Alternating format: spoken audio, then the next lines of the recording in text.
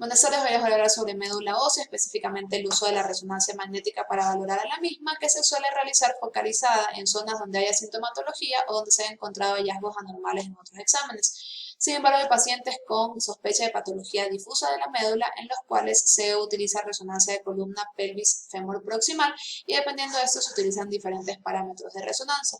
Las secuencias más útiles para valorar médula van a ser la secuencia ponderada en T1 y también en T2 siempre y cuando se utilice saturación grasa o secuencias en STIL.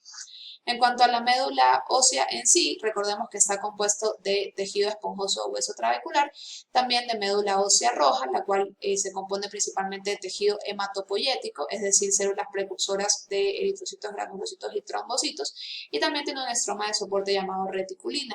El aporte vascular a este sistema es bastante importante y es un tejido que va a aumentar con la demanda, es decir, si el individuo necesita más hematopoiesis, va a proliferar esta médula ósea roja. La médula ósea amarilla, en cambio, se compone de tejido graso y se cree que permite un soporte nutricional a la médula roja. A diferencia de esta, va a tener un aporte vascular mínimo y va a aumentar progresivamente con la edad en un proceso llamado conversión medular, el cual empieza al nacimiento en los individuos que cuando nacen tienen predominantemente médula roja y va a terminar en la edad adulta, alrededor de los 20 a 30 años de edad, cuando los individuos tienen predominantemente médula amarilla. Esta conversión se hace de una forma predecible, empezando por las epífisis y apófisis, las cuales se convierten en médula amarilla casi inmediatamente después de osificarse.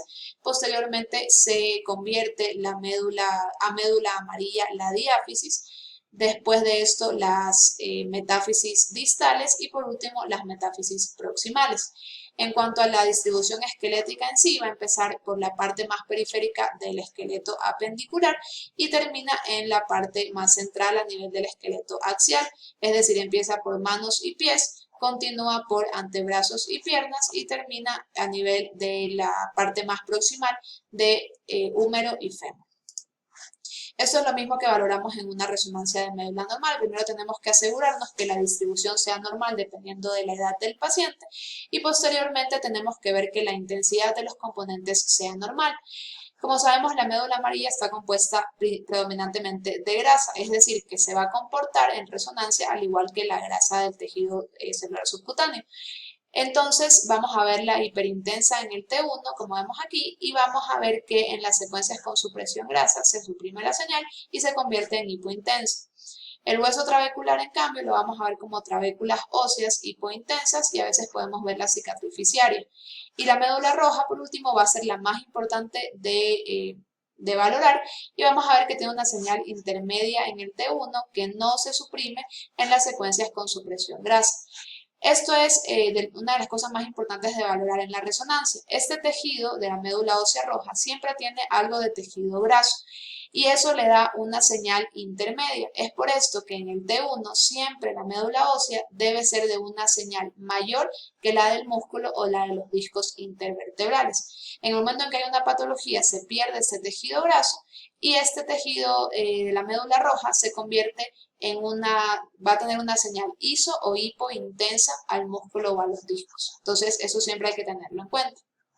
Aparte, no podemos olvidar que la médula puede tener un aspecto heterogéneo, es decir, tener focos de médula amarilla o de médula roja en diferentes partes del esqueleto. Cuando vemos focos de médula amarilla, esto no suele ser de preocupación porque suele ser de etiología benigna por hipoperfusión de la médula roja y además se da en lugares predecibles. Sobre todo a nivel de columna, se puede dar a nivel de hemangioma en los canales venosos centrales o adyacentes a las placas terminales, ya sean normales o patológicas en lesiones degenerativas.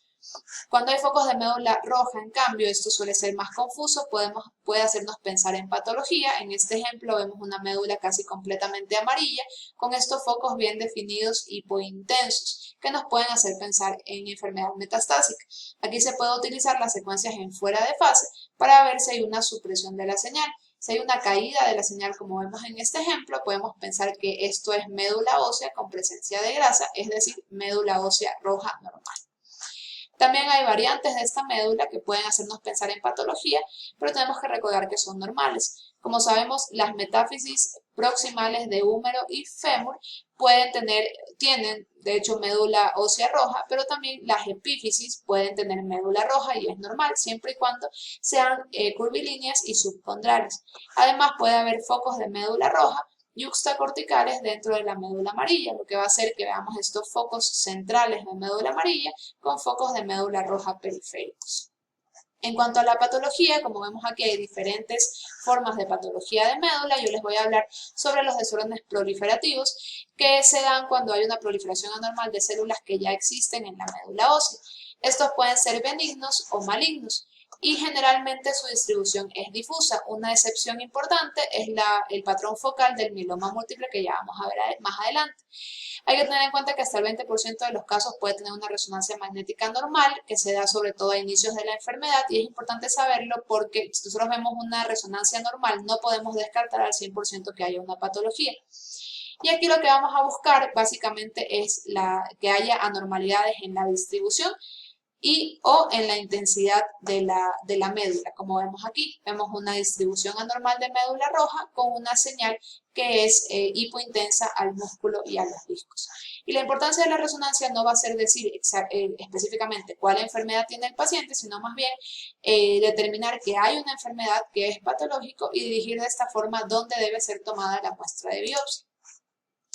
De las lesiones benignas, una de las más importantes es la reconversión de la médula ósea y esto se da cuando no hay suficiente hematopoiesis para las demandas del paciente. Por ejemplo, cuando hay patología de médula ósea, cuando hay quimioterapia, anemias severas, incluso en situaciones de grandes altitudes, no hay suficiente hematopoiesis, entonces la médula amarilla se reconvierte a médula roja para suplir esta demanda.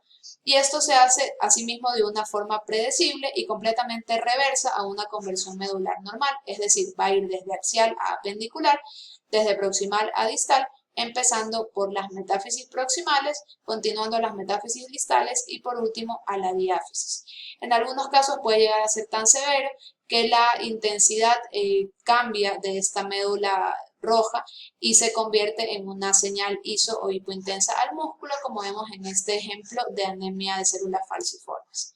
En la leucemia, en cambio, podemos ver, este es un ejemplo de los desórdenes malignos, donde las células leucémicas reemplazan completamente los elementos celulares normales de la médula roja, se da más de forma difusa y afecta sobre todo las metáfisis y diáfisis de huesos largos. Sin embargo, si es que es muy severa, puede afectar también epífisis. Y aquí vamos a ver lo mismo, un cambio, una anormalidad de la señal de la médula roja que se convierte en hipointensa al músculo o a los discos intervertebrales, y en el STIR podemos ver que como las células leucémicas tienen líquido, tienen agua, se va a volver hiperintenso al músculo y a los discos intervertebrales.